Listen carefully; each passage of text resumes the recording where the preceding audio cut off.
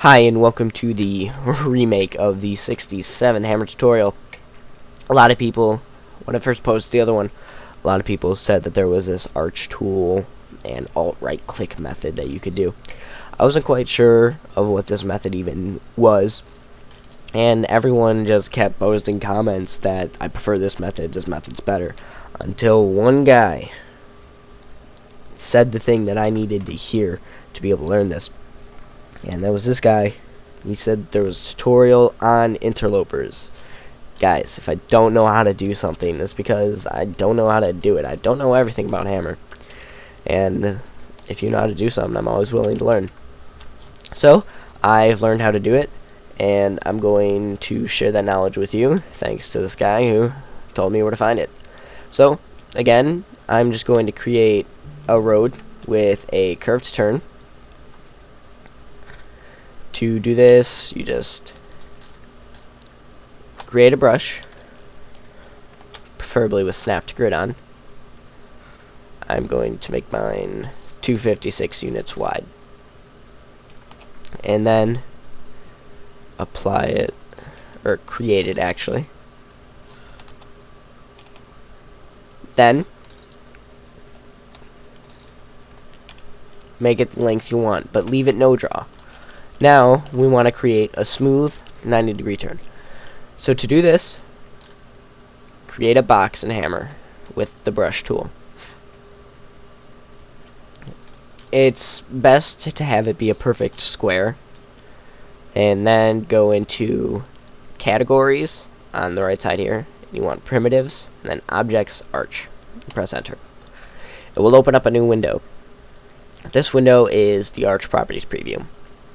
And here you can do a lot of wonderful things, like you want your wall width to be half of the width of your road. Since mine is 256, this is 128.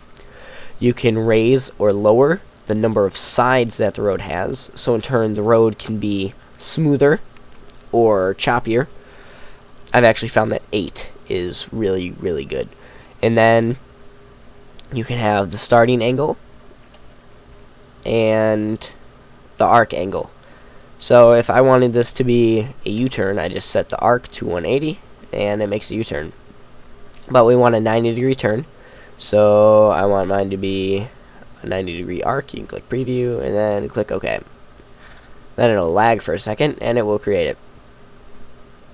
Then you want to take the object and align it perfectly. You don't want to stretch and skew this because it will disfigure it. These are perfect shapes that they're concurrent with each other. They are 100% perfect. Then select your road texture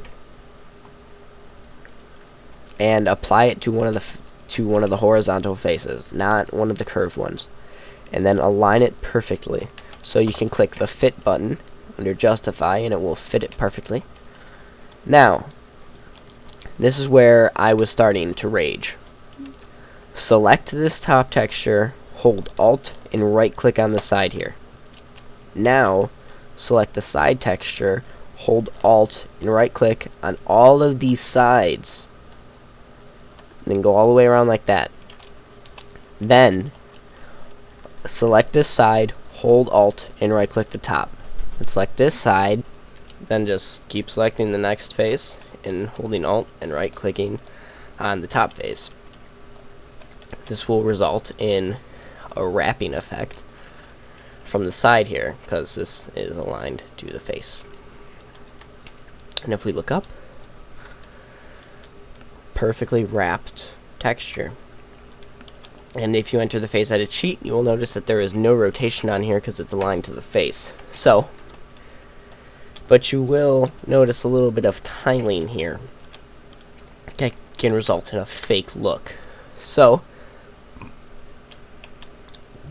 to stop this from happening, just click on the texture and hit up or down, but only choose one direction. And you can choose to manually sync up the textures, or you can just kind of mix them up, because no one really pays attention to the roads that much, so you really just gotta make them look convincing enough. So just basically remove the tiling effects that you're getting from the road. And then you will have a perfect road.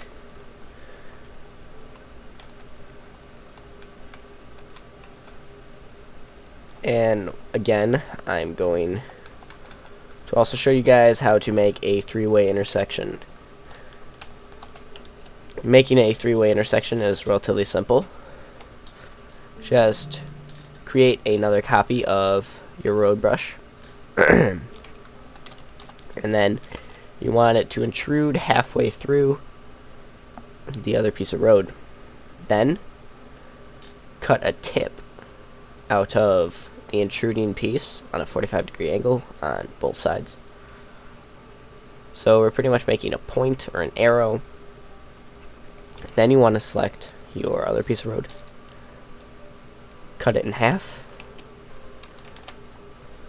Split it in half, don't cut it. So you want both sides to be white on the clipping tool. Then cut out the inside here, so we remove the overlapping texture. And delete it. And there we go. There's a simple three-way intersection. For a four-way intersection, just repeat the same thing on the other side. Most road textures will fit on a 256 wide piece or a 512 piece. Just remember, you can always use fit under justify to adjust the size of it to make it perfect. I hope this correction of the tutorial helped. Thanks for watching, and don't forget to subscribe.